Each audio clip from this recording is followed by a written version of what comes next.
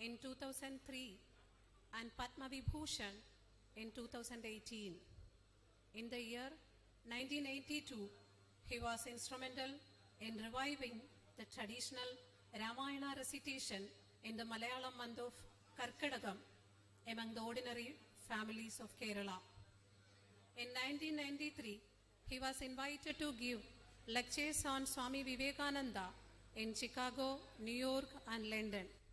In 1995, Sri Parameswarji was elected as the president of Vivekananda Kendra, Kanyakumari. In 1998, he took initiative to propagate Bhagavad Gita through Gita Swadhyaya Samadhis in Kerala. In 2000, he was nominated as the member of the court of JNU, New Delhi.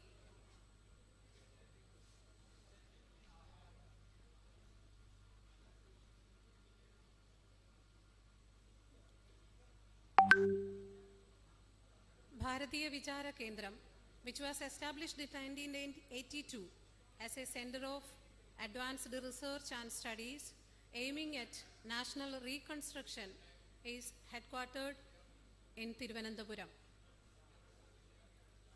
Parameswaranji is the founder director of Bharatiya Vichara Kendram. We regularly organize seminars, symposia, and discussions on Indian history, culture, philosophy, economics, science, environment, etc. Lectures by intellectuals and scholars are being periodically organized on topics of regional and national significance. Campus-based programs on Indian culture and knowledge systems are also held frequently. ICPR, ICHR, and ICSSR sponsored seminars are being organized at regular intervals. We regularly publish monographs and research papers on various social and cultural issues. We have 50 local samadhis in different districts of Kerala. Bharatiya Vichara Kendram has instituted an annual lecture series named Sri P. Parameswaranji Memorial Lecture after Parameswaranji's demise on 9th February 2020 to commemorate his hallowed memory. The first P. Parameswaranji Memorial Lecture in this series was delivered by the then Vice President of India, Sri Venkaiah Naidu, on 25th February 2021. The topic of his lecture was India's intellectual tradition in national reconstruction, P. Parameswaran as a contemporary role model. The second P. Parameswaranji Memorial Lecture was delivered by Srimati Nirmala Sita Raman, Honorable Finance Minister, Government of India, on November 5, 2022. The subject of the lecture was Cooperative Federalism, a Path Towards Atmanirbhar Bharat. We cordially invite you to attend the third P. Parameswaranji Memorial Lecture today.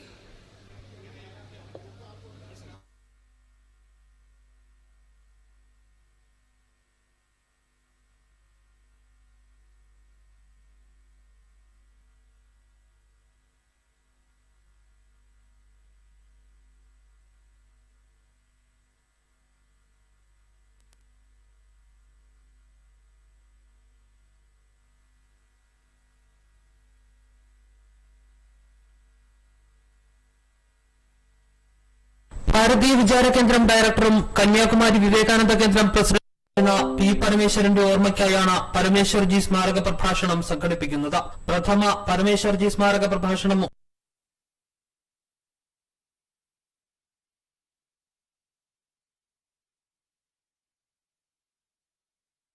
ൂന്നിയുള്ള രാഷ്ട്ര പുനർനിർമ്മാണത്തിന് പരമേശ്വർജിയുടെ ചിന്തകൾ ഒരു മാതൃകയാണ്. ഈ മാസം 9-ാം തീയതിയായിരുന്നു പരമേശ്വർജിയുടെ 1ാം ചരമവാർഷികം. ജനം, തിരുവനന്തപുരം. 1927 ആലപ്പുഴ ജില്ലയിലെ മുഹമ്മ ചാരമംഗലം താമരശ്ശേരി ഇല്ലത്ത് പരമേശ്വരൻ ഇളയതിന്റെയും സാവിത്രി അന്തർജനത്തിന്റെയും ഇളയ മകനായാണ് ജനനം. ഉന്നത വിദ്യാഭ്യാസത്തിനു ശേഷം സ്വാമി ആഗമാനന്ദന്റെ ശിഷ്യനായി ശ്രീരാമകൃഷ്ണ മിഷനുമായി ബന്ധപ്പെട്ട് പ്രവർത്തിച്ച അദ്ദേഹം പിന്നീടാണ് രാഷ്ട്രീയ സ്വയംസേവക സംഘത്തിന്റെ പ്രചാരകനാകുന്നത്. ഗുരുജി ഗോൾവാൾക്കറിൽ നിന്നുള്ള പ്രചോദനമായിരുന്നു അതിന് കാരണം. കേരളത്തിന്റെ വിവിധ ഭാഗങ്ങളിൽ സംഘപ്രവർത്തനത്തിന് അദ്ദേഹം നേതൃത്വം നൽകി. 1967 ജനസംഘത്തിന്റെ ദേശീയ സെക്രട്ടറിയായി.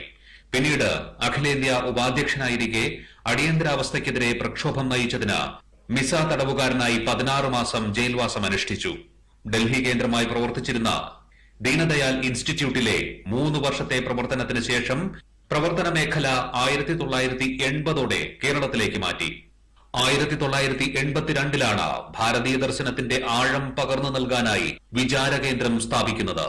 കേരളത്തിലെ ഹൈന്ദവർ ഏകമനസ്സോടെ മുന്നോട്ടു പോകണം എന്ന ചിന്തയോടെയായിരുന്നു വിശാല ഹിന്ദു സമ്മേളനത്തിനും രാമായണ മാസാചരണത്തിനും അദ്ദേഹം പ്രചോദനമേകിയത്. മാർക്സിൽ നിന്നും മഹർഷിയിലേക്ക്, മാർക്സും വിവേകാനന്ദനും തുടങ്ങിയ ഗ്രന്ഥങ്ങളിലൂടെ കേരളത്തിന്റെ സാംസ്കാരിക വിപ്ലവത്തിലും അദ്ദേഹം കൈയൊപ്പു ചാർത്തി. സാമൂഹ്യ സാംസ്കാരിക രംഗത്തെ പ്രവർത്തനങ്ങളോടൊപ്പം തന്നെ സാഹിത്യ കാവ്യ ലോകത്തും പരമേശ്വർജി വ്യക്തിമുദ്ര പതിപ്പിച്ചിരുന്നു. സംഘശാഖകളിൽ പാടുന്ന ഗണഗീതങ്ങളിൽ ഭൂരിഭാഗവും പരമേശ്വർജി രചിച്ചവയാണ്.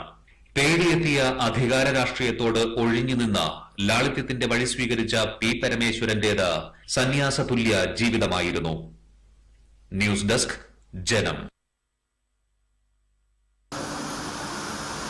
ഈ രാഷ്ട്രത്തിന്റെ സ്വാമിജയാനന്ദൻ ഭ്രാന്താലയമെന്ന് വിശേഷിപ്പിച്ച കേരളത്തെ തീർത്ഥാലയമാക്കി മാറ്റിയത് ശ്രീ നാരായണ ഗുരുദേവനായിരുന്നു. അതുകൊണ്ടാണ് അദ്ദേഹത്തിന്റെ ജീവചരിത്രം ഞാൻ എഴുതിയതും അതിന്റെ അതിലേറെ കൃതികൾ ഇന്നും വിറ്റഴിച്ചുകൊണ്ടിരിക്കുന്നത്. ഞങ്ങളെല്ലാവരും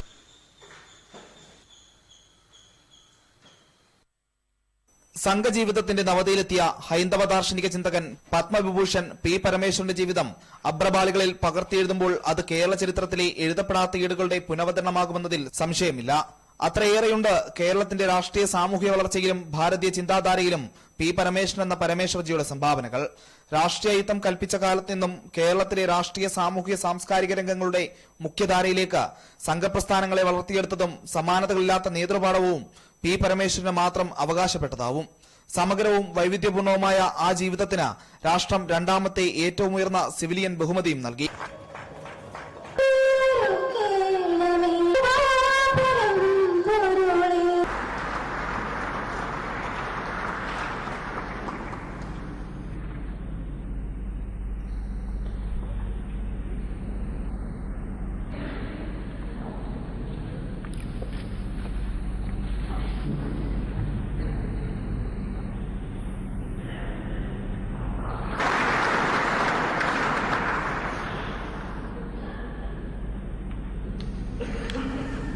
ജനം, ഡൽഹി.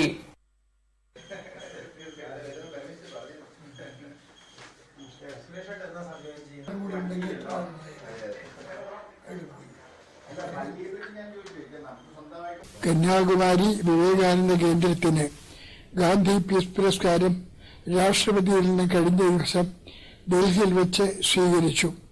പ്രധാനമന്ത്രിയുടെ സാന്നിധ്യത്തിലായിരുന്നു ഈ ബഹുമതി സ്വീകരിച്ചത്. സമ്മാനത്തുക 1 കോടി രൂപ പുൽവാമയിൽ വീരമൃത്യു വരിച്ച സൈനികരുടെ കുടുംബസഹായ നിധിയിലേക്ക് സംഭാവനയായി നൽകി. മാന്യ അദ്വാനിജിയുടെ സാന്നിധ്യത്തിലായിരുന്നു പുരസ്കാരം സ്വീകരിച്ചത്.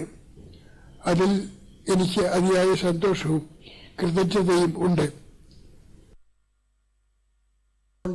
ഞാൻ പോകുന്നില്ല. നിങ്ങൾക്ക് എൻ്റെ അഭിപ്രായം അറിയണമെന്നുണ്ടെങ്കിൽ എനിക്ക് പറയാനുള്ളത്, ഒരു പഞ്ചായത്ത് സീറ്റിന് വേണ്ടി, ഒരു അസംബ്ലി സീറ്റിന് വേണ്ടി ചെയ്യാൻ വേണ്ടി സാധിക്കും.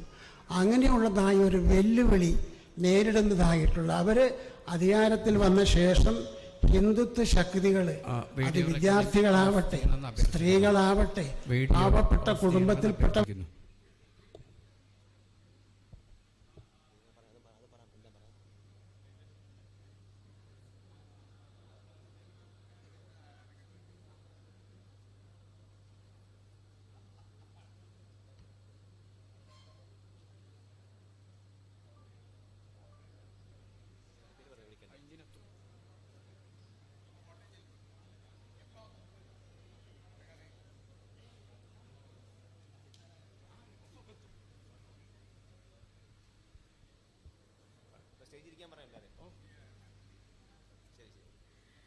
നമസ്തേ. നമ്മുടെ വിശിഷ്ട അതിഥികൾ എത്താറായിട്ടുണ്ട്. അതുകൊണ്ട് എത്തിയിട്ടുള്ള വിശിഷ്ടാതിഥികൾ സ്റ്റേജിലേക്ക് കടന്നു ഉപവിഷ്ടരായിരിക്കണമെന്ന് അഭ്യർത്ഥിക്കുന്നു. Shri A Balakrishnanji, doctor N Santhosh Kumar and Shri Rajan Pillai, Shri O Rajagopal, doctor C V Jayamani. Please, I request you to sit on the dais.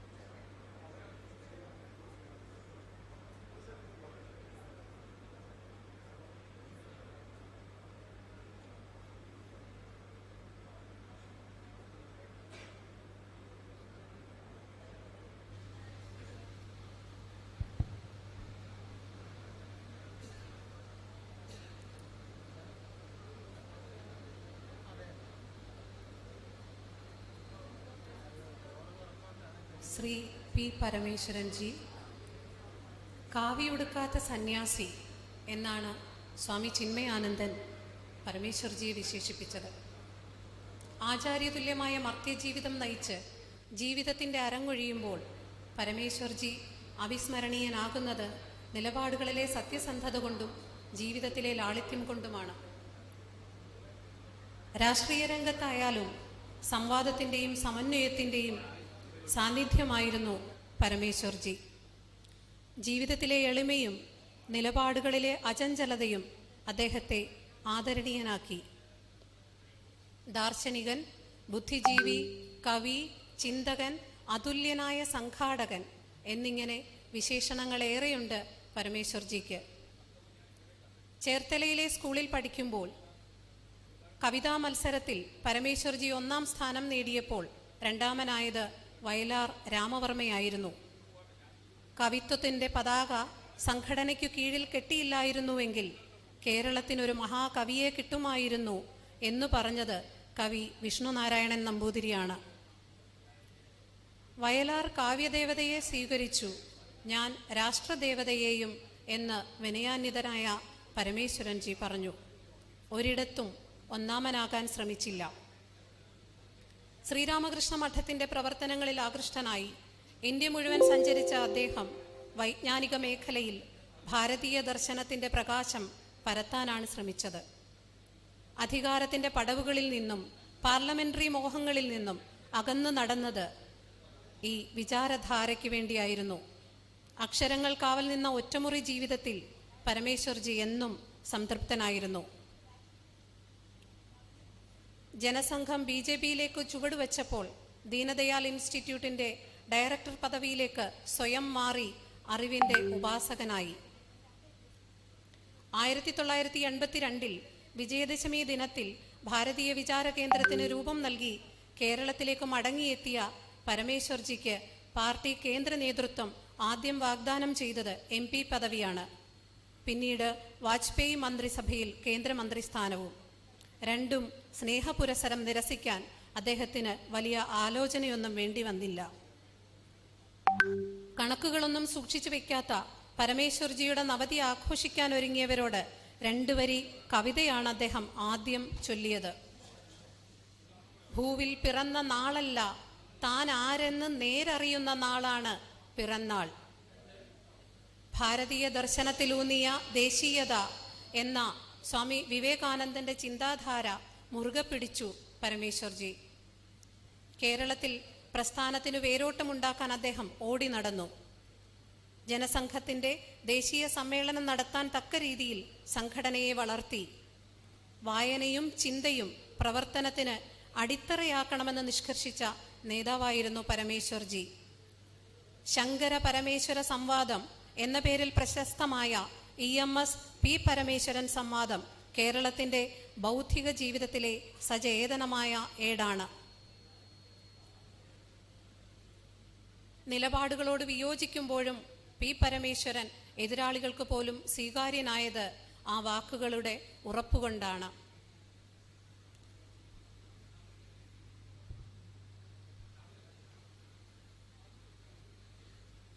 പരമേശ്വർജിക്കായി ഭാരതീയ വിചാരകേന്ദ്രം നടത്തുന്ന ഈ പുഷ്പാർച്ചനയിലേക്ക് എല്ലാവർക്കും ഒരിക്കൽ കൂടി സ്വാഗതം.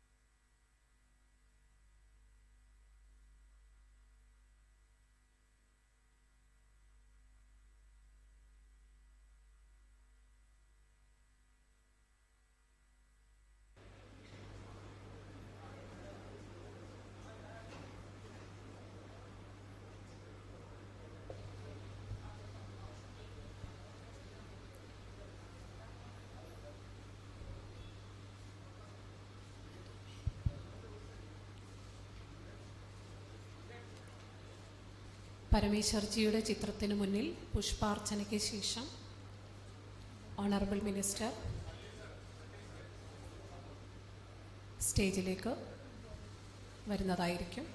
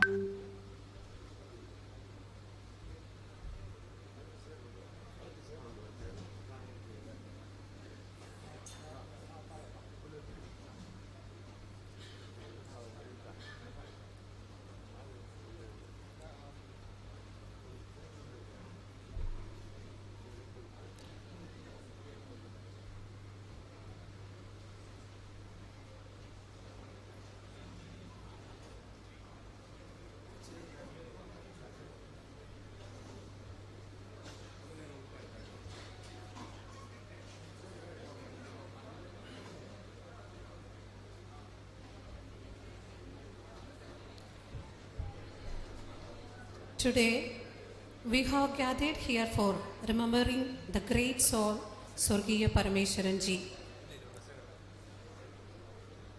The dignitaries on the stage are Dr. S. Jaishankar sir, Honorable External Affairs Minister, Government of India, Sri R. Sanjayan, Director, Bharatiya Vichara Kendram, Sri V. Muralidharan, Honorable Minister of State of External Affairs, Sri A. Balakrishnan-ji, President, Vivekananda Kendra, Kanyakumari, Sri O. Rajagopal, former Union Minister, Dr. C. V. Jayamani, President, Bharatiya Vichara Kendra, Dr. N. Santosh Kumar, State Vice President, Bharatiya Vichara Kendra, and Sri Rajan Billa, Secretary, Bharatiya Vichara Kendra.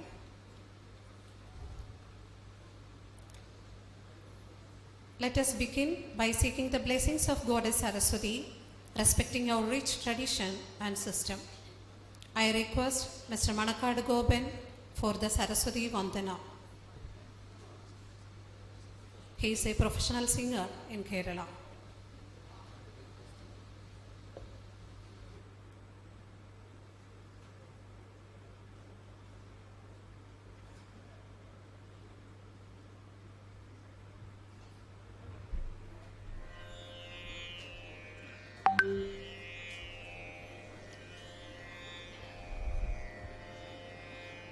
Please be seated. ಯಾಗುಂದೇಂದು ತುಷಾರಹಾರದವಳ yeah ಶುಭ್ರವಸ್ತ್ರಾವೃತ yeah Veena ವರದಂಡಮಂಡಿತಕರ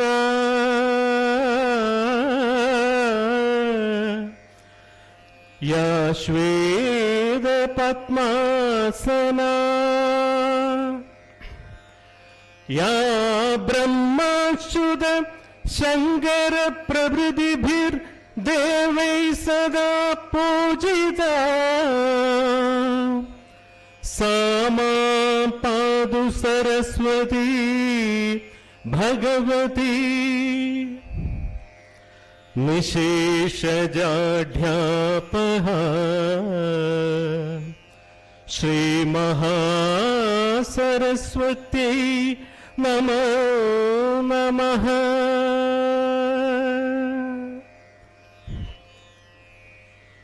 Thank you, Gobanji. Now I invite Dr. N. Santosh Kumar for the welcome speech. He is the State Vice President of Bharatiya Vichara Kendra, retired Registrar, Central University of Kerala. Namaste and good evening to all. Respected President of the function, Sri R. Sanjayan, Director of Bharatiya Vichara Kendra, Guest of Honor Dr. S. Jaishankar, Honorable External Affairs Minister, Government of India, Sri A. Balakrishnan, President Vivekananda Kendram, Kanyakumari, Sri V. Muralidharan, Honorable Minister of State for External Affairs, Sri O. Rajagobalji, former Union Minister, Dr. C. V. Jayamani, President, Bharatiya Vichara Kendram, Sri Rajan Pillai, General Convener of the event, and all other dignitaries on and off the dais. It's a moment of great privilege and honor for me to extend a hearty welcome to all of you today at the third P. Parameswaranji Memorial Lecture. As you all know, P. Parameswaranji was a philosopher, guru, visionary leader, and founder director of Bharatiya Vichara Kendram. He was awarded Padma Shri in 2003 and Padma Vibhushan in 2018. Parameswarji founded Bharatiya Vichara Kendram in 1982 as an active center of learning and research for national reconstruction. Research for him was not merely a journey from known facts to unknown facts, but was also a tool to disprove the wrong narratives and give clarity on various issues to society at large. The first Parameswaranji lecture was delivered by the then Vice President of India, Sri Venkaiah Naidu, on February 2021.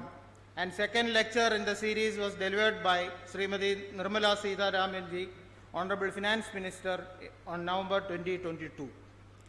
For delivering the third P. Parameswaranji lecture today on the topic Role of Bharat in Shaping a Just World Order, a Perspective for the Immediate Future, we have with us our guest of honor, Dr. S. Jaishankar, Honorable Minister for External Affairs. We express our gratitude for accepting our invitation and taking time out of his tightly packed schedule for this event. On behalf of Bharatiya Vichara Kendram, it gives me immense pleasure to welcome the eminent speaker and Honorable Minister Dr. S. Jaishankar to this special function. Sri R. Sanjayan Ji is the President of this function and present Director of Bharatiya Vichara Kendram. He takes the torch of wisdom forward by leading and coordinating all activities of Bharatiya Vichara Kendram. It is my pleasure and duty to welcome Sri R. Sanjayan Ji to this function. Sri V. Muralidharan Ji, Honorable Minister of State for External Affairs, is an active and motivating presence in the state of Kerala. On behalf of Bharatiya Vichara Kendram, I extend a warm welcome to Sri V. Muralidharan Ji. Sri A. Balakrishnan is President of Vivekananda Kendram, Kanyakumari. I heartily welcome Sri Balakrishnan Ji to this function. Sri O. Rajagobalji was former Union Minister and member of Kerala Assembly. I wish a very warm welcome to Sri O. Rajagobalji. Dr. C. V. Jayamani is a management guru and President of Bharatiya Vichara Kendram. It is my duty and honor to welcome him to this event. Sri Rajan Pillai is the General Convener and Secretary of Bharatiya Vichara Kendram. I heartily welcome Sri Rajan Pillai to this function. We have a majestic and dignified audience here today. I would like to extend my sincere gratitude to all those who have gathered here today, and on behalf of Bharatiya Vichara Kendram, I am extremely pleased to welcome each and every one of you to this special function. Thank you very much. Thank you, Santosh Ji. അടുത്തതായി ദീപപ്രോജ്വലനമാണ്. ദീപപ്രോജ്വലനം നിർവഹിക്കുന്നത് Shri A Balakrishnan ജിയാണ്. The program begins with lighting the lamp in the traditional way, as the light symbolizes abundance, prosperity and knowledge. It is with great honor I invite Sri A. Balakrishnan Ji to lighting the lamp.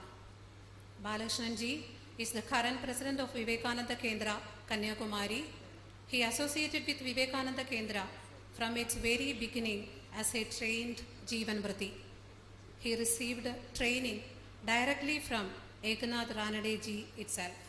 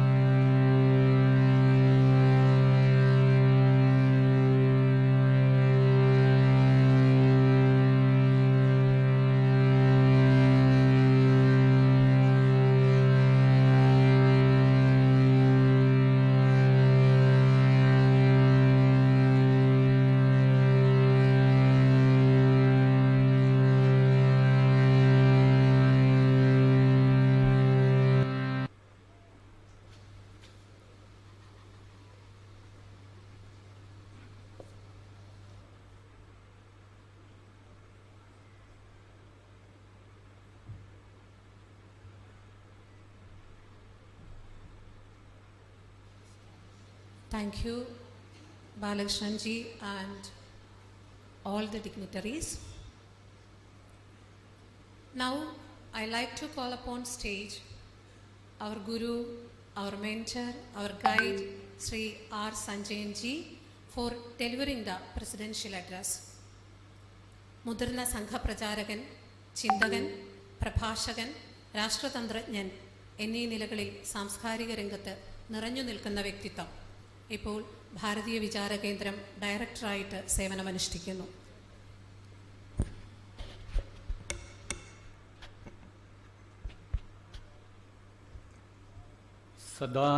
സദാശിവസമാരംഭാം ശങ്കരാചാര്യമധ്യമാം അസ്മദാചാര്യപര്യന്താം Vande ഗുരുപരമ്പരാം. Honorable External Affairs Minister Dr. S. Jaishankar ji, Honorable Minister of State for External Affairs Sri Muralidharan ji, former Union Minister Sri O. Rajagopal ji, President of Vivekananda Kendra Kanyakumari Sri A. Balakrishnan ji, Bharatiya Vichara Kendram President Dr. C.V. Jayamani, and all other distinguished participants of this program, my Sadar Pranams. We have assembled here on this auspicious occasion to remember our revered late Sri P. Parameswaran ji and pay our to remember our revered late Sri P. Parameswarji was the founder and director of Bharatiya Vichara Kendra. To remember our revered a premier Ananiya Parameswarji was the founder and director of Bharatiya Vichara Kendra. To remember our revered a premier Ananiya Parameswarji was the founder and educator, prolific writer. Remember our revered a premier Ananiya Parameswarji was the founder and educator, prolific writer. Remember his premier Ananiya Parameswarji was the founder and educator, prolific writer. Remember his premier Parameswarji was the founder and educator, prolific writer. Remember his premier Parameswarji was the founder and educator, prolific writer. Remember his premier Parameswarji was the founder and educator, during his tenure writer. Remember his premier Parameswarji was the founder and educator, during his tenure writer. Remember his premier Parameswarji during his tenure of 1978, during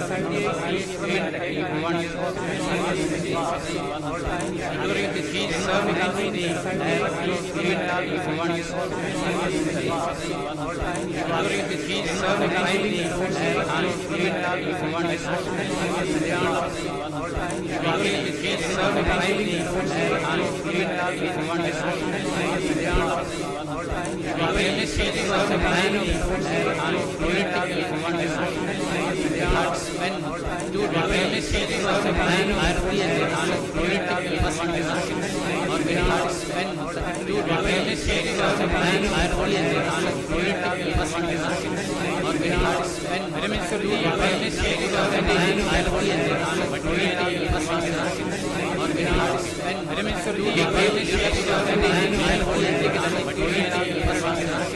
served as the director of during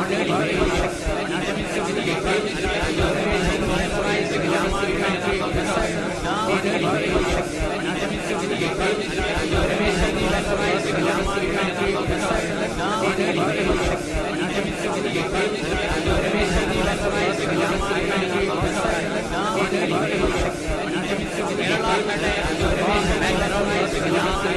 he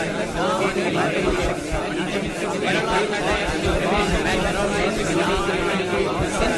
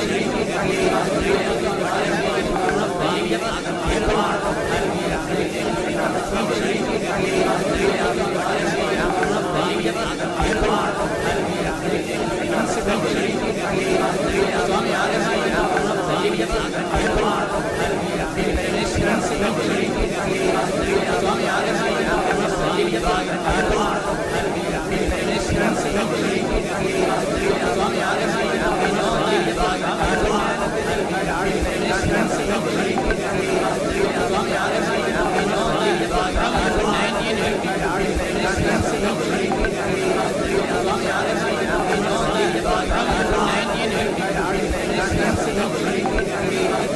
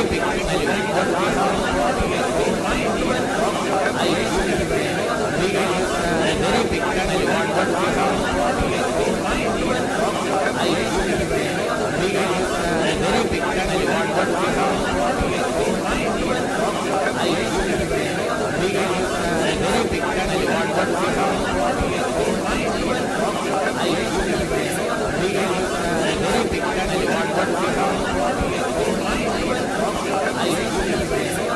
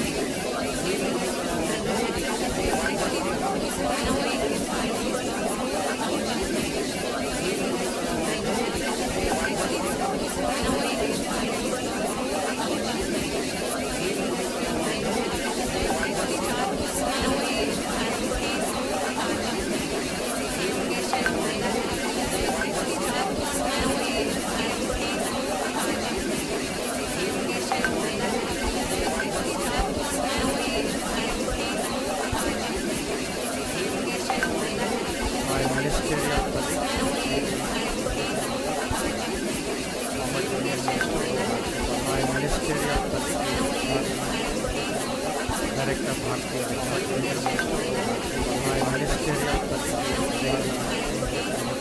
Director Bharatiya Dr. N. My ministerial Director Bharatiya Dr. N. My ministerial Director Bharatiya Dr. N. My ministerial Director Bharatiya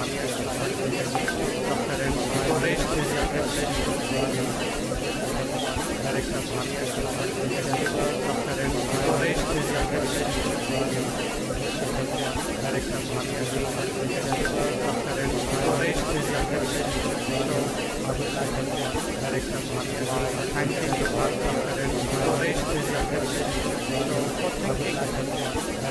Dr. N. My ministerial Director Bharatiya thanking you for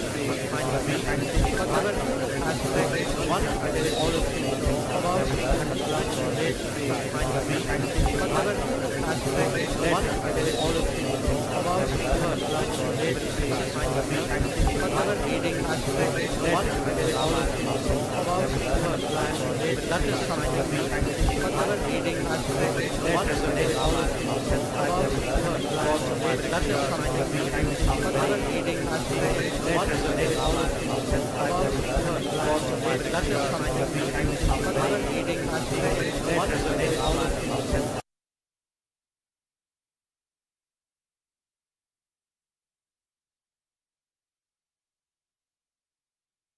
Interesting association as well. I am speaking to you today about what Bharat could do to create a more just world order. But at the core of that thinking is the quest for a Bharat to be a Atmanirbhar Bharat. And to approach this subject, and this is the identification which I was speaking of, I would like to share with you a perspective which I have taken in a book which I just released a few days ago, which is looking at the world, at today's world, through the perspective of the Ramayana. Now, you will naturally ask, this is diplomacy, it is international affairs, it is political science, we are talking of 2024. Why are you putting on the lens of Ramayana to look at this world? I think traditions have much to teach us. As we have become more self-aware, more self-confident, we are discovering bit by bit what people like Swargiya Parameswaranji actually exhorted us for many years to do. In the last 10 years, for example, what was something which was so natural for Indians, and in fact for many people around the world, the practice of yoga, has today gained credence because of the self-awareness, because of the propagation of this extraordinary heritage of mankind. Or let us take wellness and traditional medicines.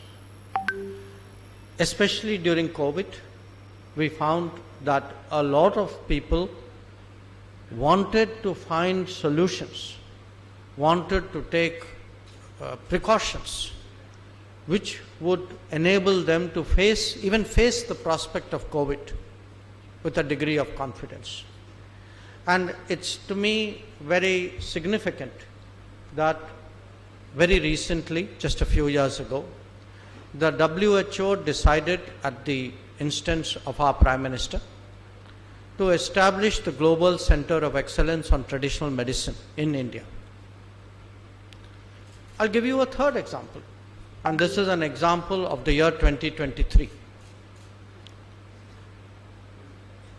We took the lead to move in the United Nations a resolution which advocated the International Year of Millets. It was not just another resolution. Millets are something which is as old as human beings. All of us, particularly older, or I would say more experienced people like me, we have grown up with memories of eating millets in our childhood. And somewhere along the way, millets gave way to wheat. Now, today, there is a strong realization millets are more nutritious, millets have a softer carbon footprint, millets can be grown by small, in fact are grown by small farmers. So it is greener, it is healthier, it is economically more inclusive, but it was a tradition that we had started to forget over many decades.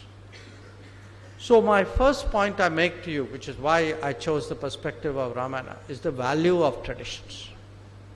Because we tend to think of traditions, we counterpose, people say tradition and modernity.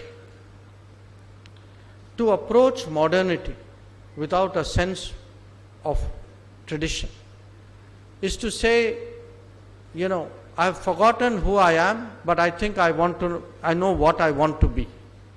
We can't be something if we don't know where we are coming from and what we are. The second is something like a great epic. It is such a valuable heritage. Actually, everybody in any walk of life will look upon it from their perspective. So, as children, we looked upon it, many of us, because we heard it from our grandparents or parents, or then those who followed it more assiduously. We thought of it as a story. It was not wrong. But from different professions, people would look at the same epic from that particular lens. A doctor, for example, would look at Vishalyakarni from a medical perspective. Someone who is interested in physics will look at, what is the traveling times and distances and mechanisms in the Ramayana.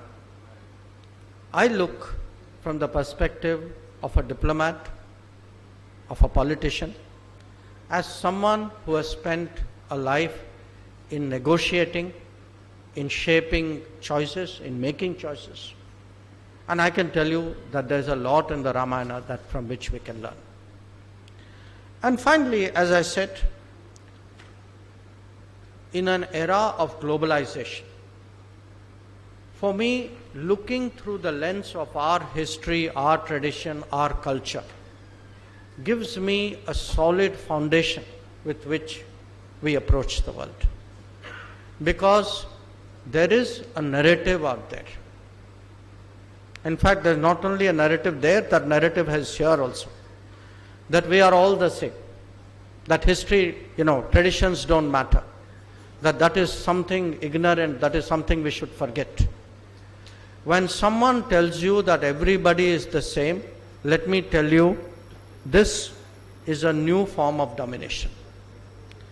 Nations are different, cultures are different, people are different. We all have traditions, culture and heritage to be proud of. And Viksit Bharat, Atmanirbhar Bharat, a Bharat that will shape the world, can only forge ahead if we always remember who we are. So let me share with you the idea, what did the Ramayana teach a diplomat, a foreign minister in office? Ambassador Srinivasan sir is sitting right in the front row. So I started my service under his training. So he will confirm. Today there is a big talk about what is called a rules-based order. Rules-based order means that there are 190 something countries, but when they deal with each other, there must be some rules, norms, organization. In fact, we say New World Order. Order means rules. Now how do you arrive at rules in competition? Through ethics, through norms, by letting out that this is good, therefore please try to do it. This is not good, so please don't do this. Now, you cannot find a better example of the striving for rules, for creating a system which is based on good conduct, than you will find in Ramayana. In fact, we associate Lord Rama with good conduct.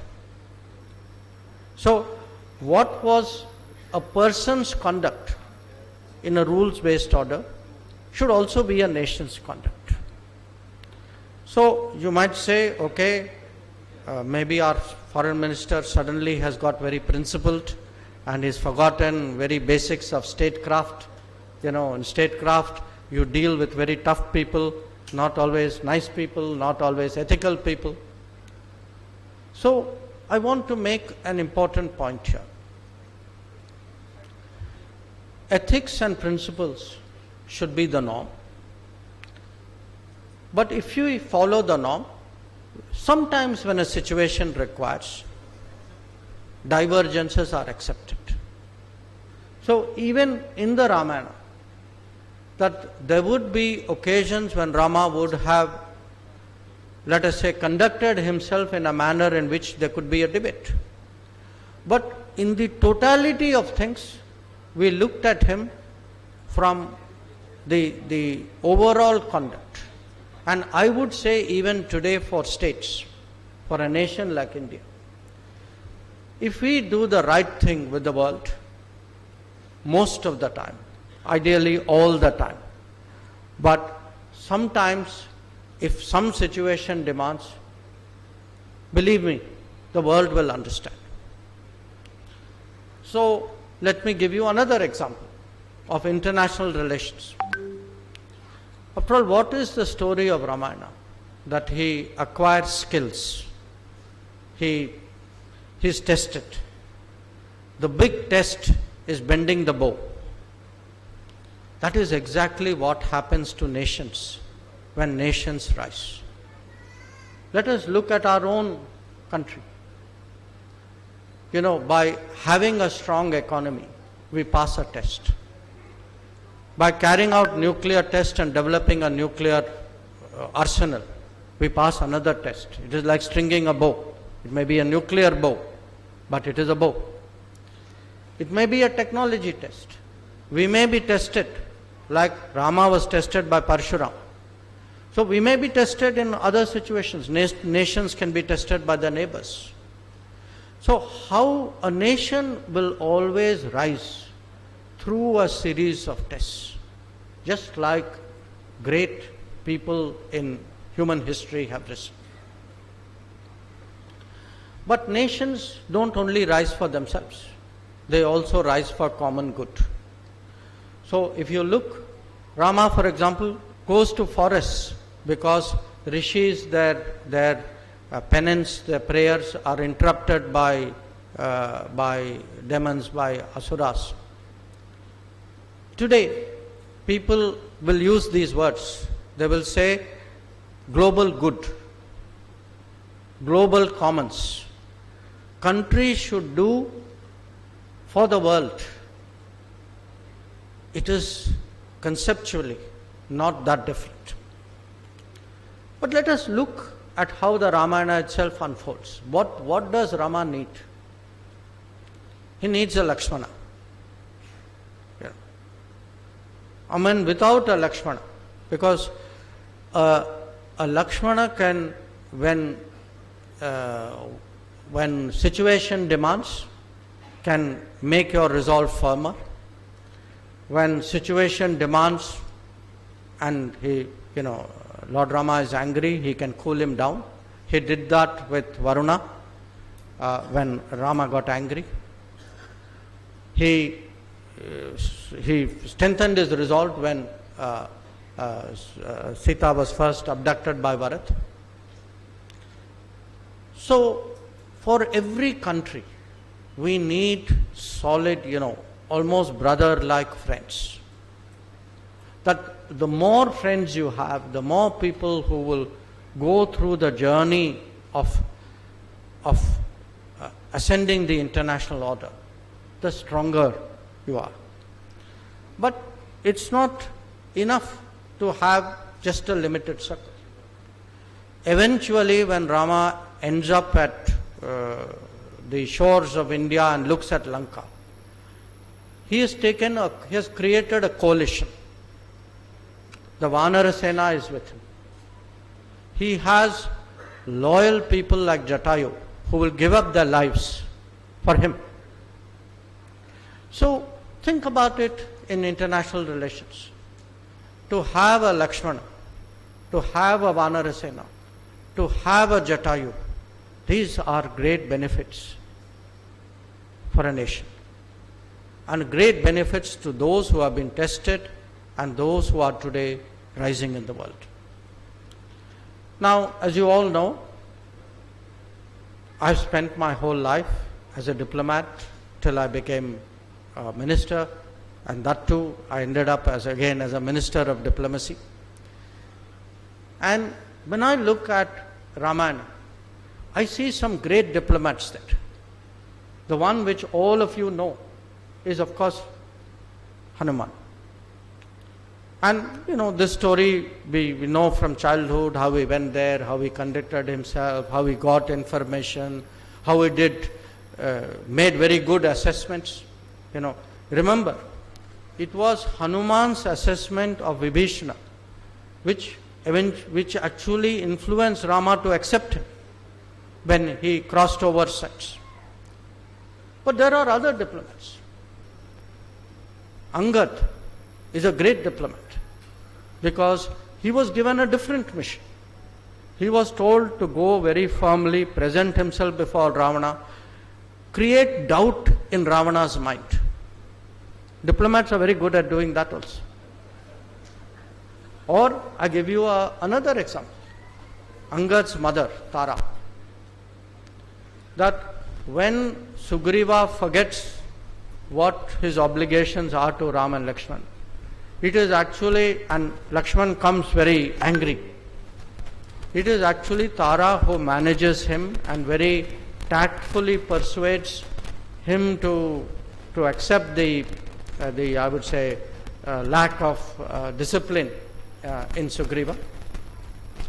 So, why I say this is, when we speak about Bharat, when we speak about what should be our influence in the world, I can tell you we are all brought up with Western examples.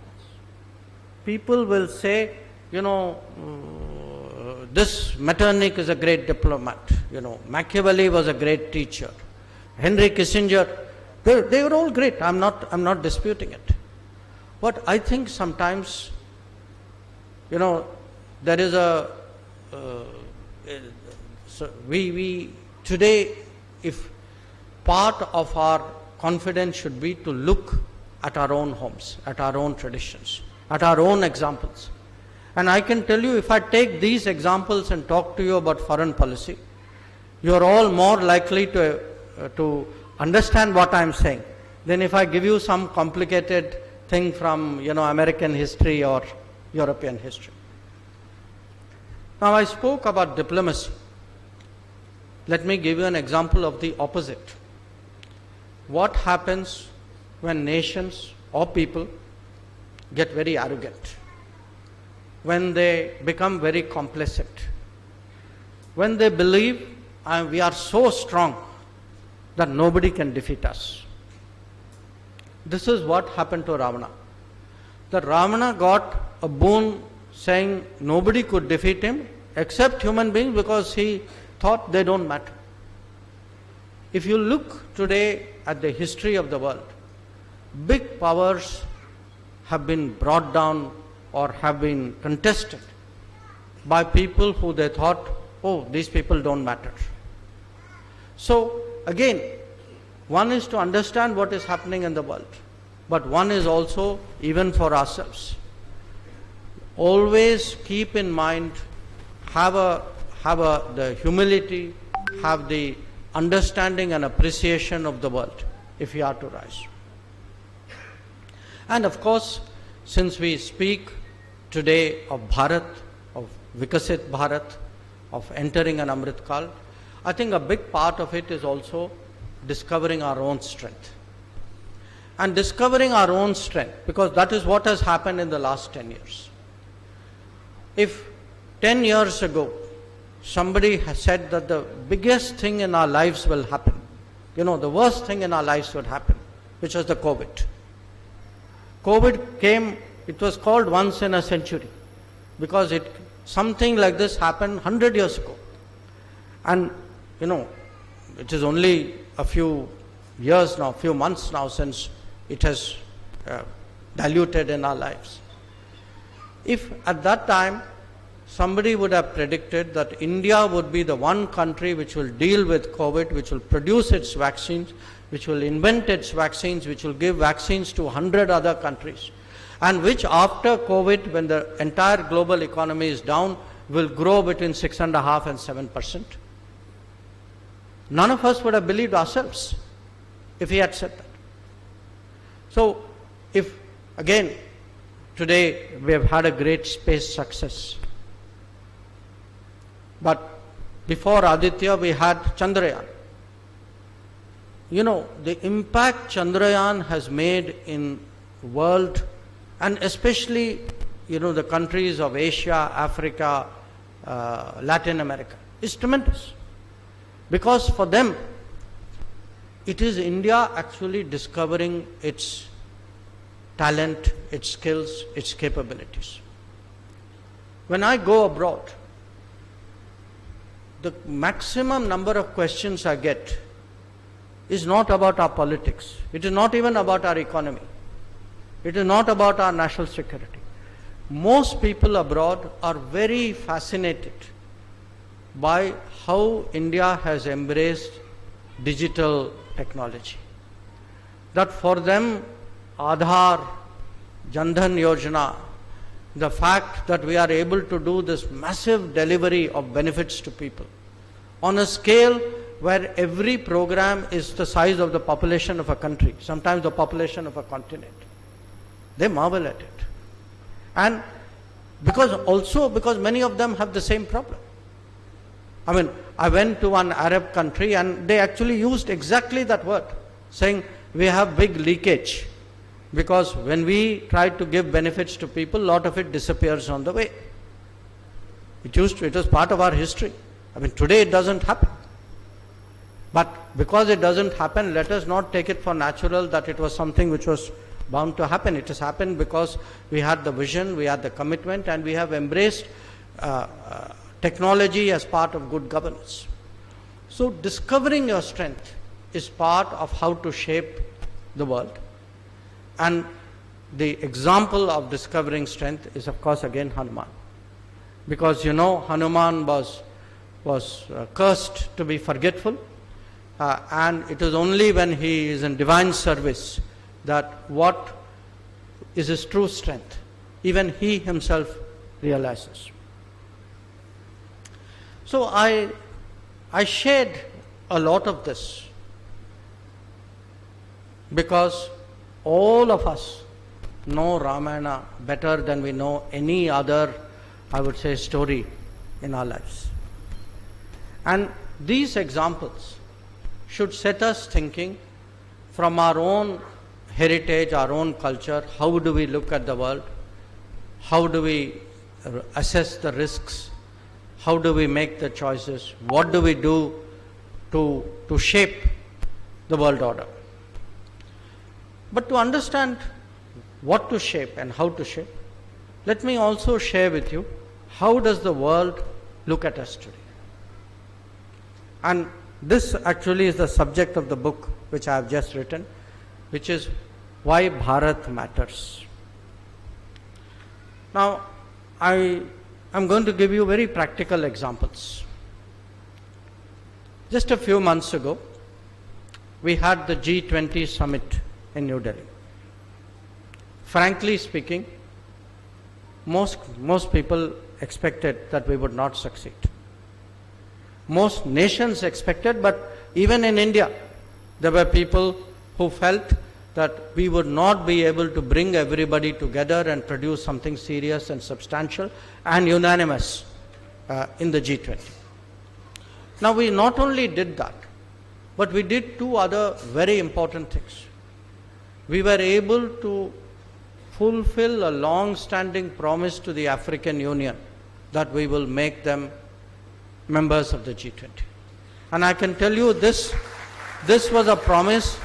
Every G20 somebody would speak about it and say, okay, next session, we will deal with it. Okay. Modi ji was determined, no, next session, this is going to be done now.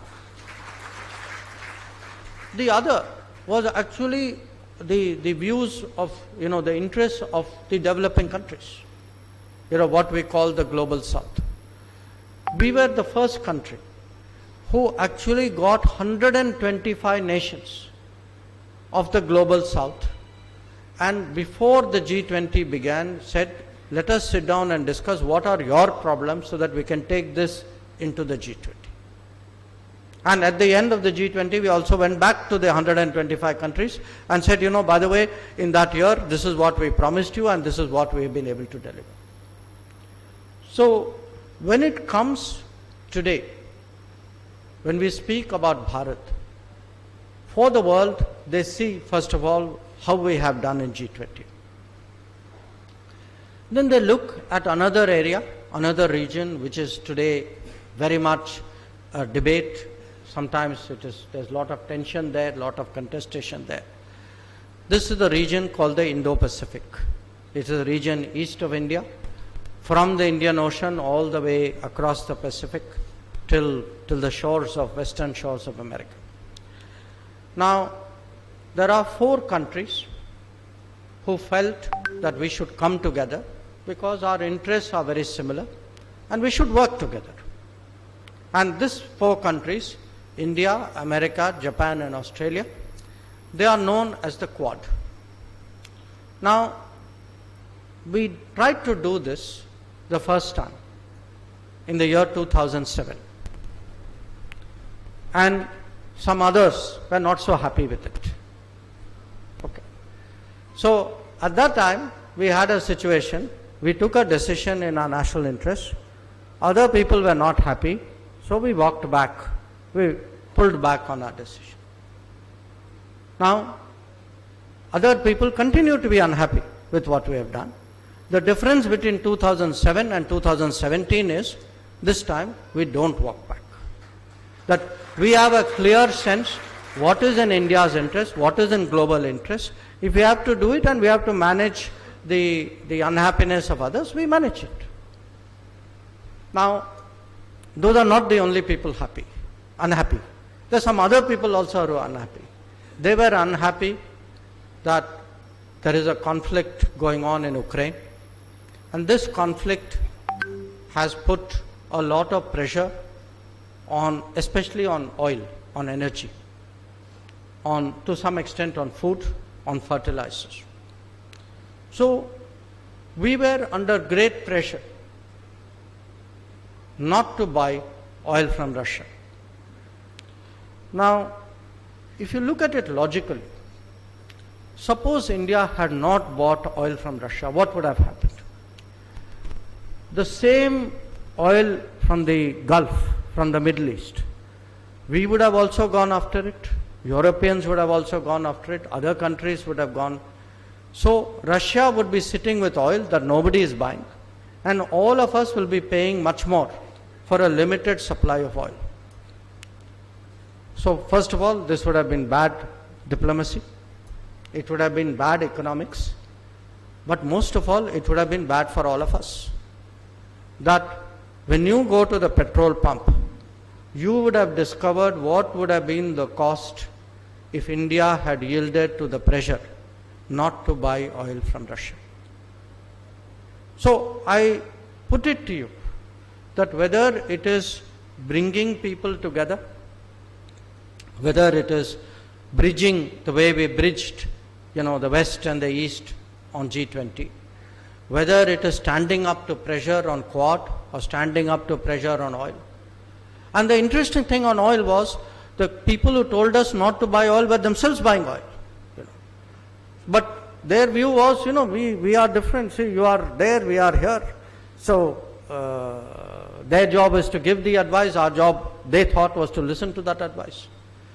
So when we speak today about Bharat, Bharat is actually, to me, a mindset. It is a sense of confidence. It is a realization of who we are, what we are. And it is only when we have that realization that we will develop a sense of what we want to be. Now, I can give you many other examples, because sometimes it is standing up to pressure, but sometimes it is also having a large heart, a generosity of doing in the world what we would do in our personal lives. I spoke about the COVID. There was in America a country which had 8 times the number of vaccines as the population of the country. 8 times, okay? So, remember COVID, we took 2 doses, then we got 1/3 dose.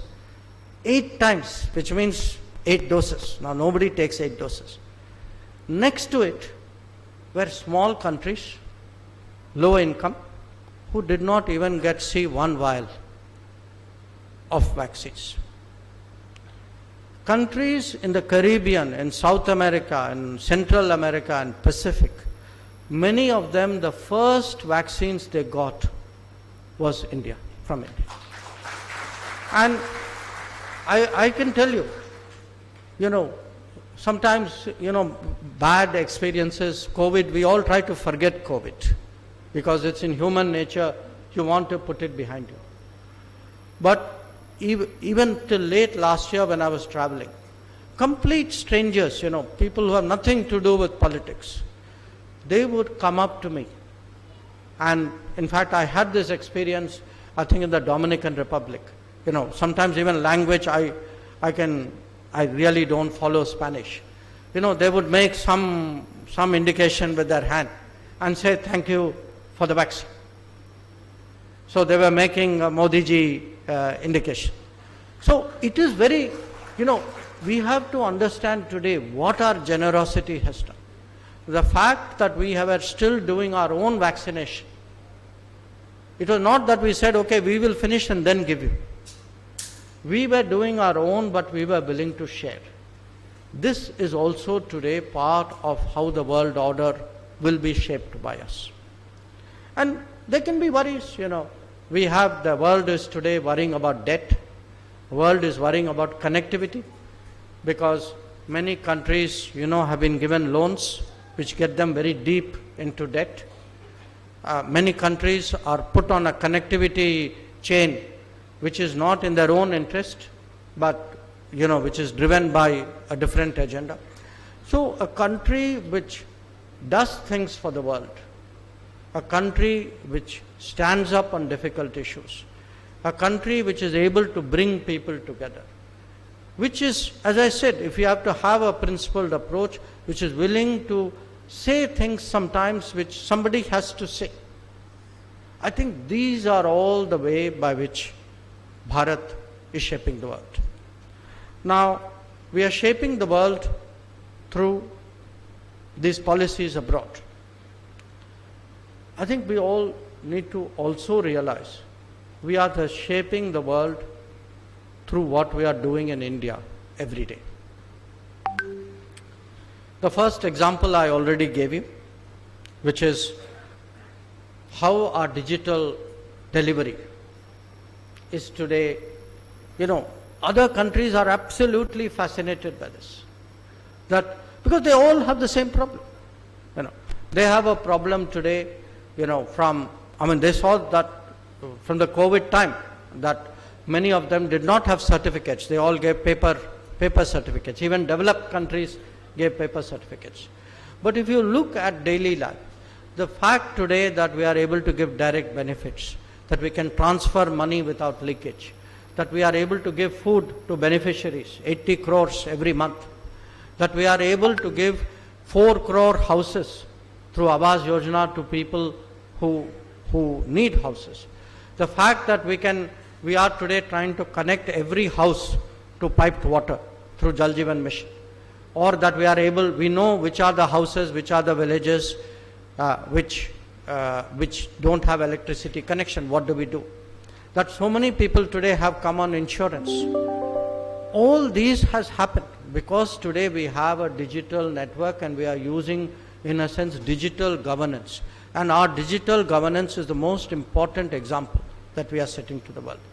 And it has a very powerful message because, for many years, there was a belief that democracies are not efficient.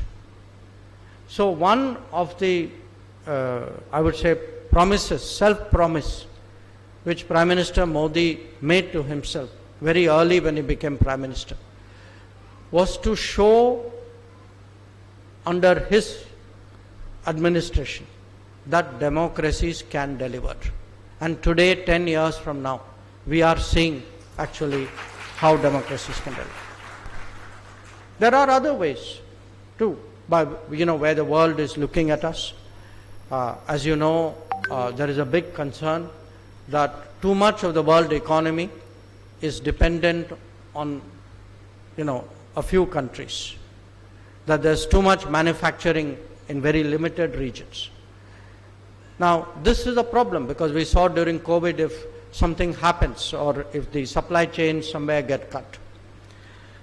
So, I would say today our progress, our domestic development, how we do in our politics, in our economics, how inclusive we are, how we bring up the more vulnerable, take care of the more vulnerable sections of society.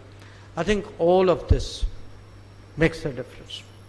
So let me finally end again as I began with some observations about history. In the world today, there are very few civilizations, very, very few, I can count them on one hand, which still remain nation states. We should never forget our history, we should never forget our civilization because that is what sets us apart from everybody else.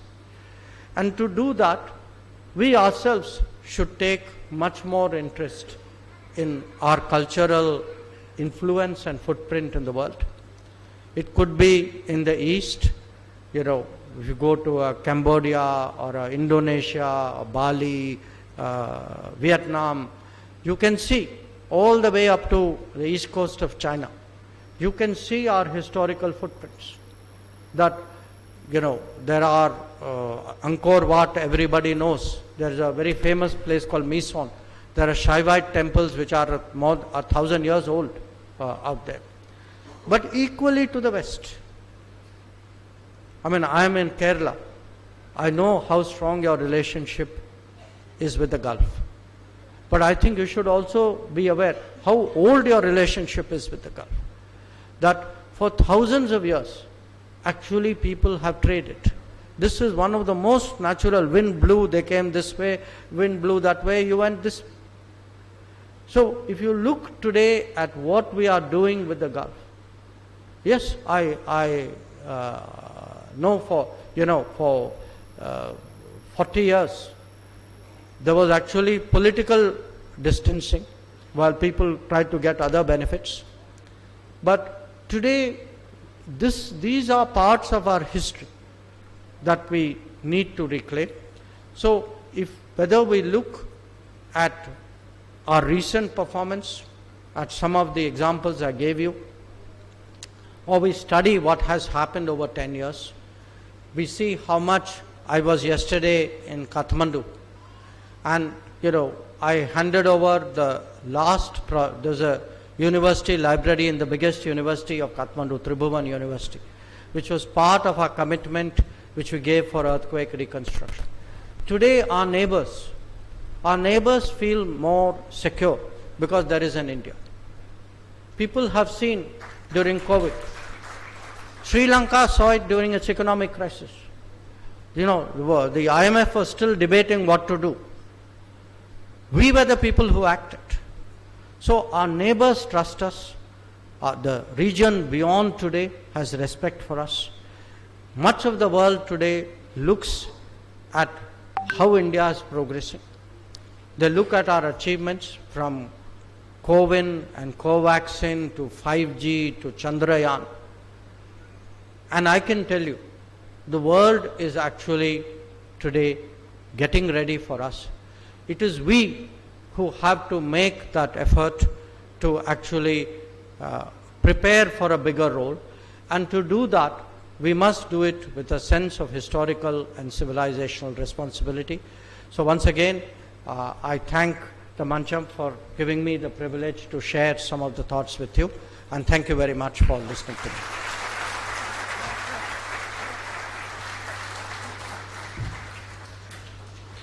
Respected sir, we are very much thrilled and inspired. We are really thankful to you for the thought-provoking talk depicting the role Bharat should play, framed in the context of Ramayana, importance of digital governance in Bharat, helping hand extended by Bharat to other countries, etc. Now, we have a golden opportunity to interact with Honorable Minister. We all are very much aware of the on-dot response of Honorable Minister to international and national media queries. Hence, I am sure many of us will be very much eager to post questions and queries.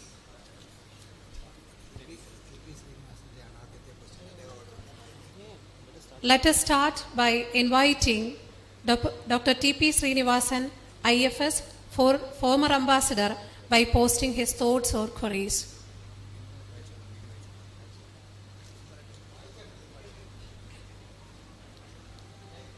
The question I am going to read.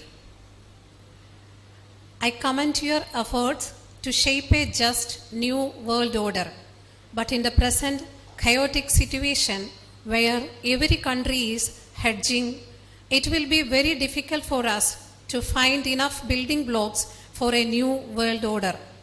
At G20, we saw how divided the world was, and the consensus declaration did not make any difference on the ground.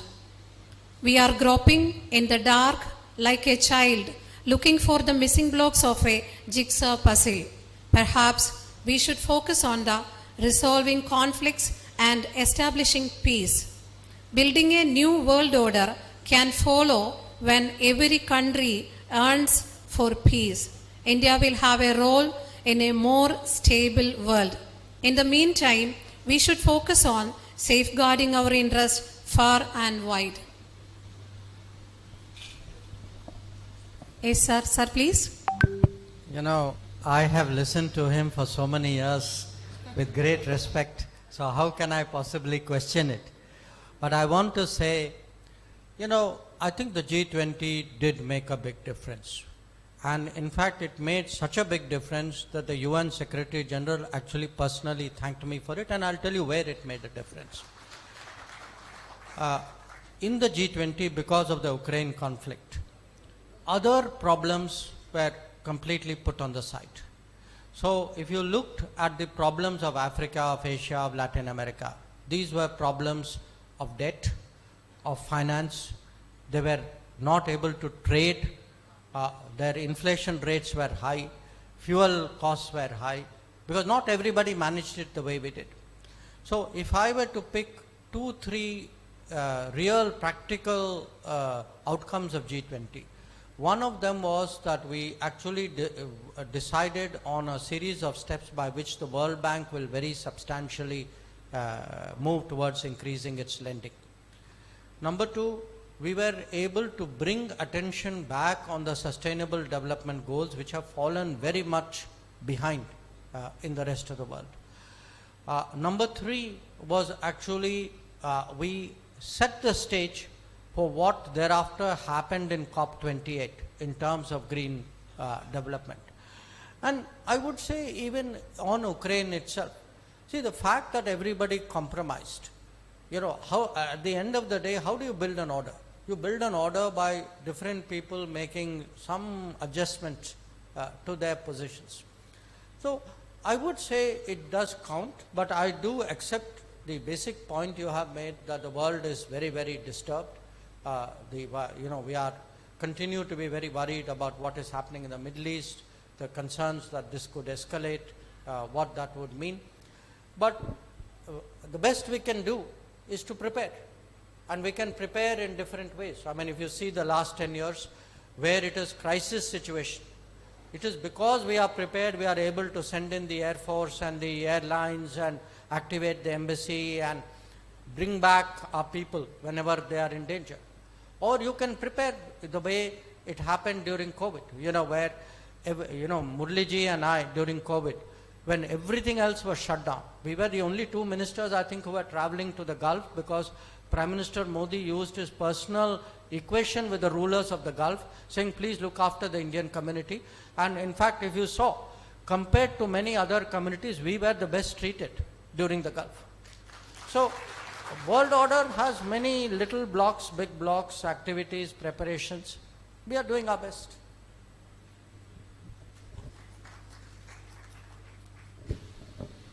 Next question came from Dr. Gopakumar, former Vice Chancellor of Central University of Kerala.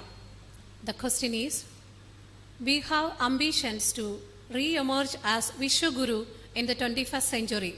In the background of the national education and policy, how can our foreign policy serve as a powerful tool to attract international students?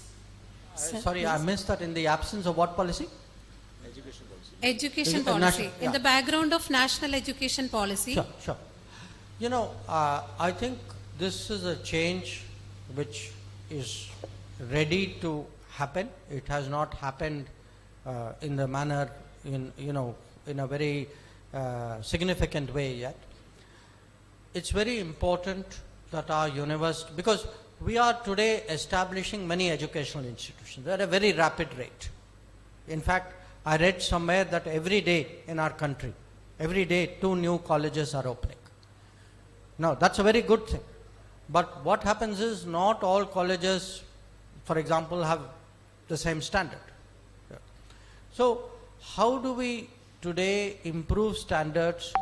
And part of it is by getting in foreign students, by ourselves going out, meeting global, I would say, standards in a way. And that is what we've taken some steps. For example, if you see the IITs have started to go out. It's a very good thing. We are consciously trying to bring in more foreign students into our educational system, because we have today 13 lakh Indian students abroad. Many of them have gone abroad because they didn't have opportunity in India. So we give them opportunity. There are actually a lot of possibilities here. I agree with you very much. I think, for us, people, see, the world today associates Indians with education, with technology, with family. This is our image. So we must play this to the fullest. Next, for the next question, mic is hand over to Mahalakshmi Menon, IA and AS 85 batch.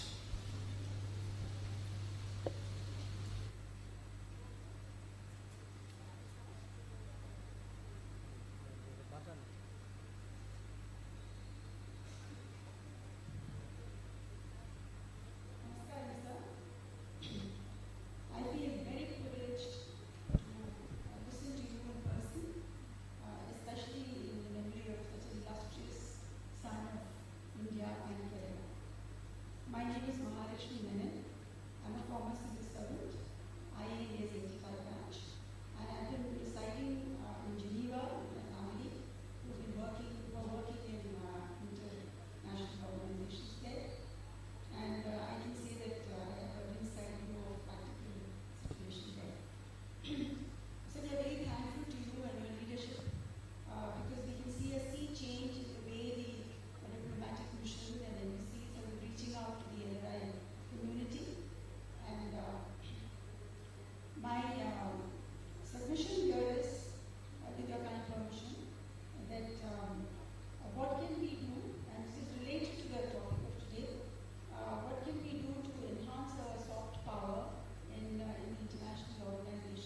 and also to counter the biased narratives, not only in agencies but also in higher academia. And here, sir, we noticed that several countries, especially our neighbor in the north, they have been in a very focused manner placing people of their nationality and compatriots in key positions so that they can leverage and strategically use them for promoting their national interests, as also for popularizing their culture, their philosophy, their languages.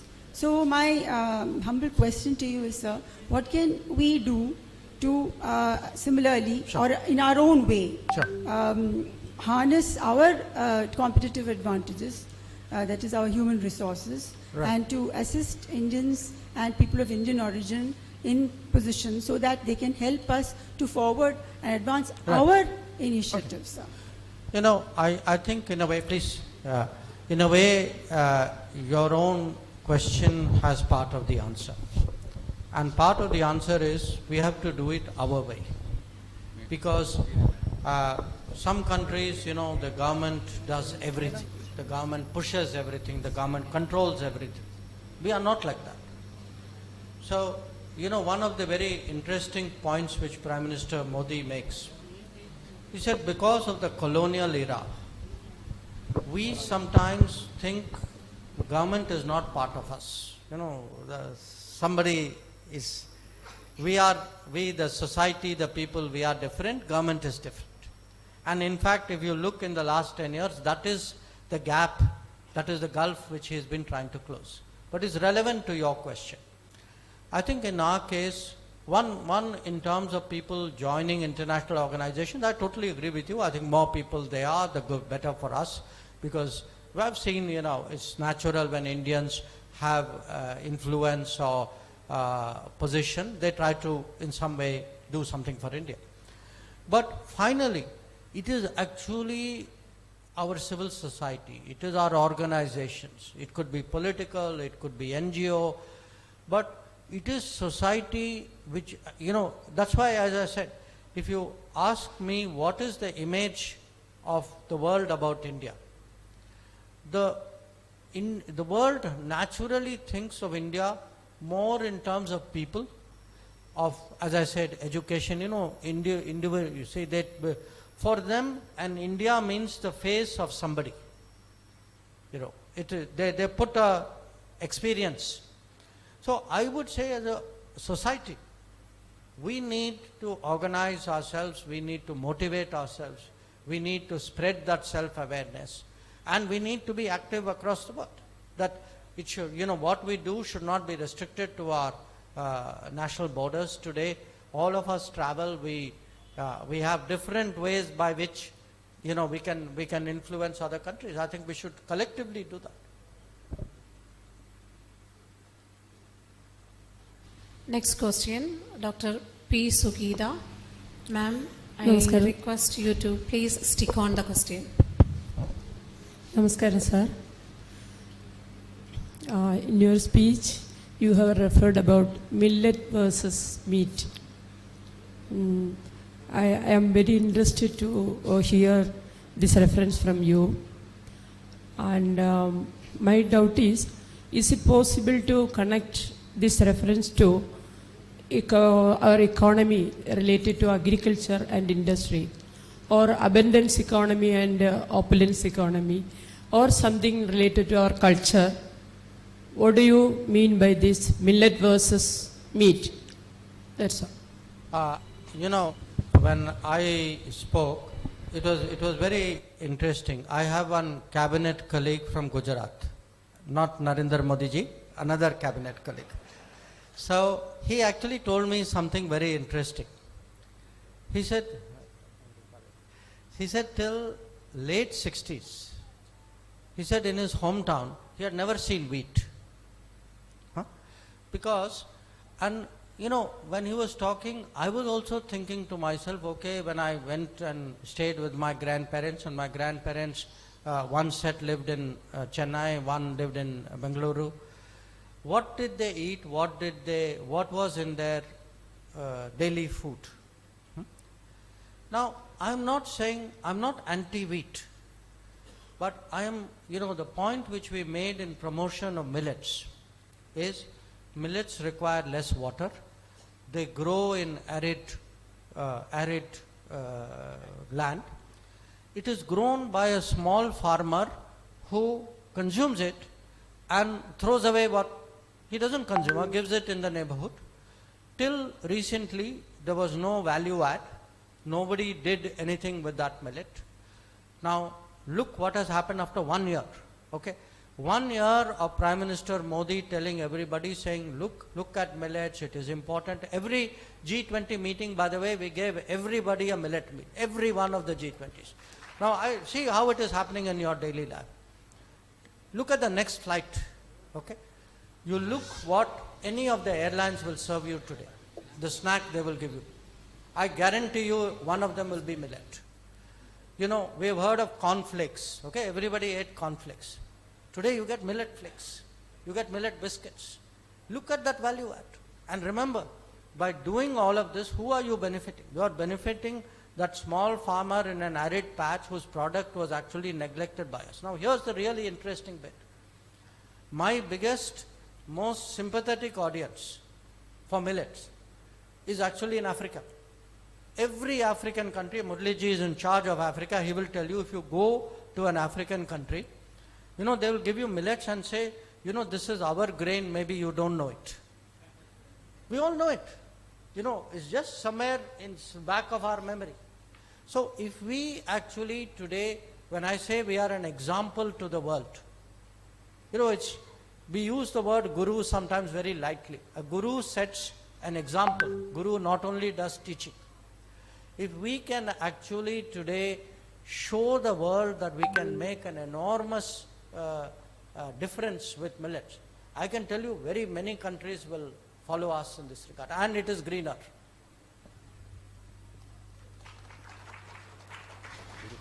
Next, due to time constraints, we can only take 2 more questions. So please cooperate with us. Next question will be from Dr. Mohan Kunnamal, Vice Chancellor, University of Kerala. Sir, please. Good evening, sir. I am a medical doctor, Vice Chancellor of Kerala University of Health Sciences, and also one more university, Kerala University. Thank you for highlighting what India did during COVID when US could not do anything. My issue is that largest number of medical doctors, nurses and paramedics are all around the world, and they are going from India, especially from Kerala. And they are working in wonderful hospitals, and they are offering great treatment. And in India, excellent hospitals have come up, but still people are going to US for treatment. But India could be the health hub of the whole world. As India becomes the Vishwa Guru, and it could be the health with our Ayurveda, with our yoga. So let us promote, and how we can promote India as the health hub of the entire world. Thank you, sir.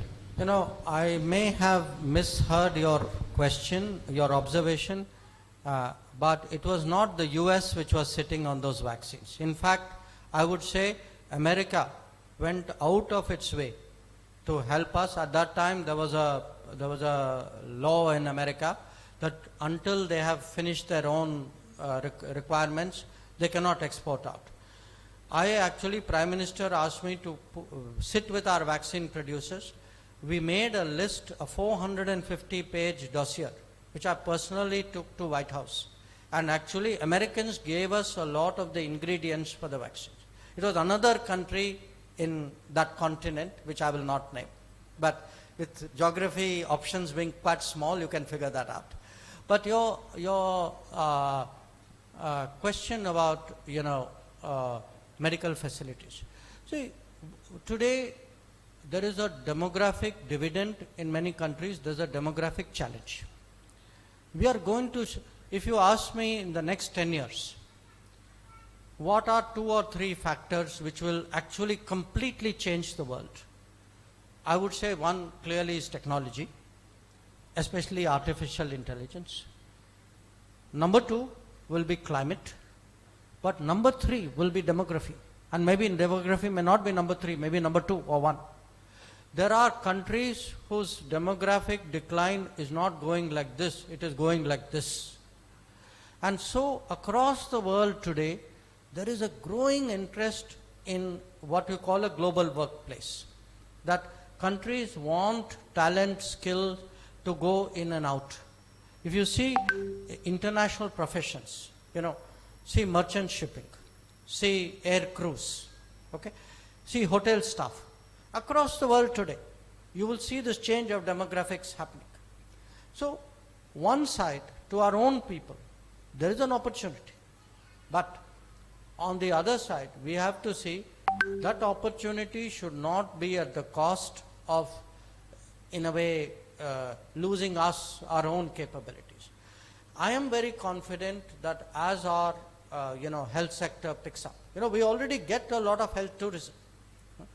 But as our health sector picks up, I actually, like I see, the distinguished gentleman asked me about education. I also see not just our universities going out, I also see our hospitals going out. Not only our nurses going out, but our hospitals going out. And I see people from outside, like students coming in.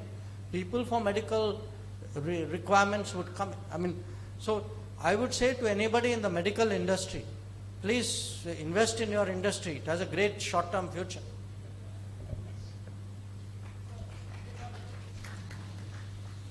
Many guests has requested for queries, but because of short of time, we are very sorry. Last question is from Bishop Matthew Kunnamballi. Please. Greetings to you, sir. You have given an excellent outline on the shaping of world order. Now, my question will be, how is Bharat leveraging its diplomatic influence to address the impact of global warming in the context of shaping the new world order? And what specific collaboration or initiatives is the country prioritizing to combat climate change on the international stage? Because we are tight on time, I'll keep it very, very short. Look, I have been traveling accompanying Prime Minister Modi on climate change conferences from 2015. So Paris happened 2015. I was with him when we did Glasgow. We just came back from Dubai last month. If you see who is putting new ideas forward, actually it is India, it is Prime Minister Modi. And I'll give you an example.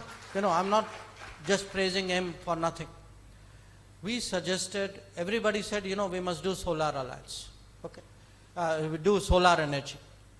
Now the reality was there are small countries, they have no idea how to set up a solar plant. They don't know how to maintain it. They don't know how the grid works. They don't know where to get it.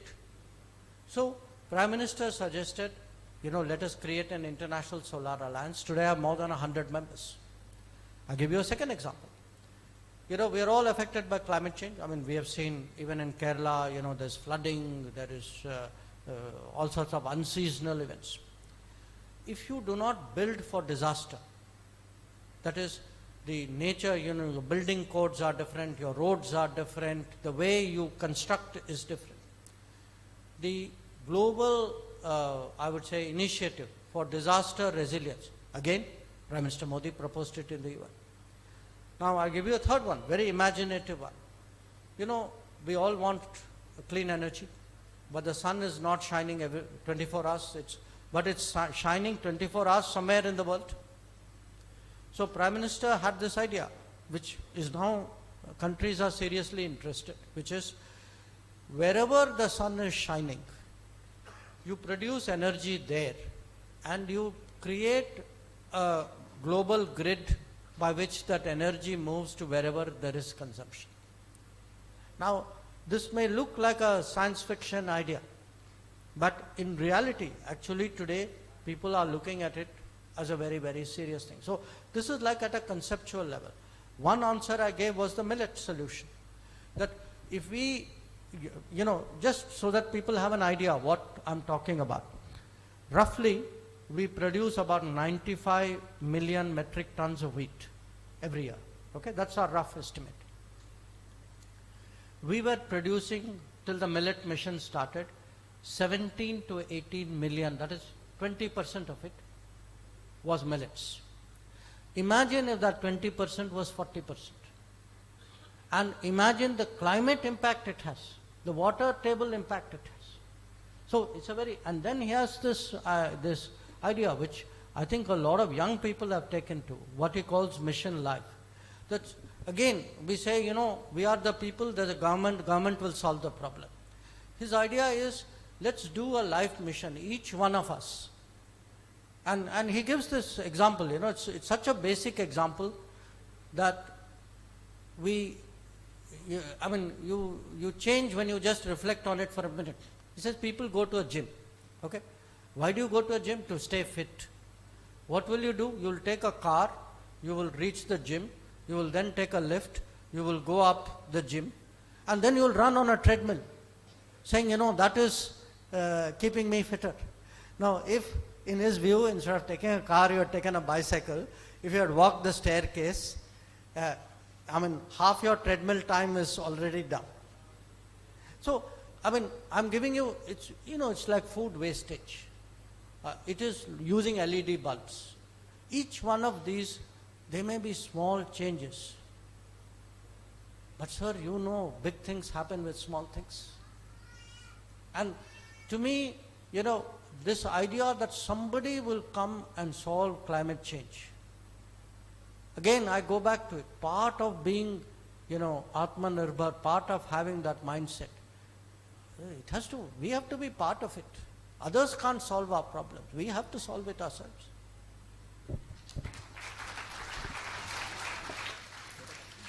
Thank you, sir. Your words fuel our passion for serving the country, sir.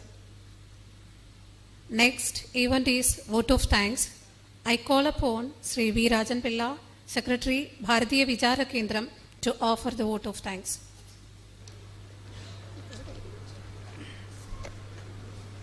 Namaste. Respected our Vichara Kendram Director Sanjay Jatan, our Honorable Minister for External Affairs jaiShankar ji, our beloved Central Minister Murali Chatan, and other dignitaries in the dais and our audience. I feel honored and privileged to get opportunity to propose vote of thanks. I will start by thanking our beloved BVK Bharatiya Vichara Kendram Director Sanjay Chatterjee for thought-provoking presidential address. He is our guru, mentor, and has guided us throughout this event. On behalf of Bharatiya Vichara Kendram, it is my most pleasant duty to offer a very sincere vote of thanks to Honorable Minister for External Affairs, Sri S. jaiShankar ji, for having spared time to be with us and deliver third Parameswarji Memorial Lecture. His talk was truly remarkable as usual. It was on dot highlighting the role which Bharat should play in the present world scenario. I take this opportunity to express my sincere thanks to Sri Muralidharan Chatan, Honorable Minister of State, and Sri Rajatan, former Union Minister, for gracing the occasion with their presence. I would like to thank Sri A. Balakrishnan, President Vivekananda Kendra, for blessing us with his presence.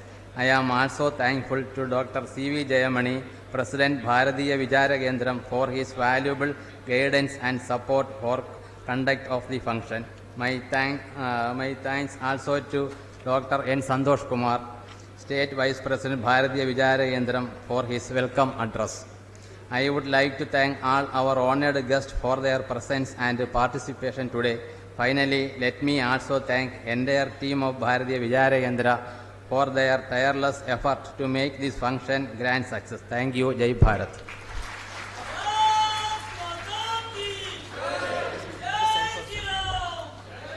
Let us stand up for the national anthem. I request Amrita for the same. Jana Gana Mana अधिनायक जय हे भारत भाग्य विधाता पंजाब सिंध गुजरात मराठा द्राविड उत्कल बंगा विंध्य हिमाचल यमुना गंगा उच्चलजलधितरङ्गा तव शुभनामे जागे तव शुभाशिष मागे गाहे तव जय गाथा जनगण मंगलदायक जय हे भारत भाग्य विधाता जय हे जय हे जय हे जय जय जय जय हे. എല്ലാവരും അവിടെ ഇരിക്കേണ്ടതാണ്, അതിഥികൾ പുറത്തേക്ക് ഇറങ്ങുന്നത് വരെ.